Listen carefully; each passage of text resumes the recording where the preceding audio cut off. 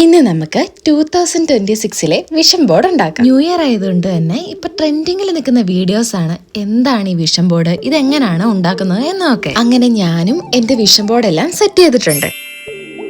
നമുക്ക് വേണ്ട ഓരോ ഗോൾസിന്റെ ഫോട്ടോസ് ഒട്ടിച്ചു കൊടുക്കുന്നത് പോലെ ഇമ്പോർട്ടന്റ് ആണ് അതിനു വേണ്ടിയിട്ടുള്ള ആക്ഷൻ പ്ലാനിന്റെയും ഫോട്ടോസ് ഒട്ടിച്ചു കൊടുക്കുന്നത്. അതായത് നമ്മുടെ ഒരു ഗോളാണ് നല്ല മാർക്ക് മേടിക്കുക എന്നുള്ളത്.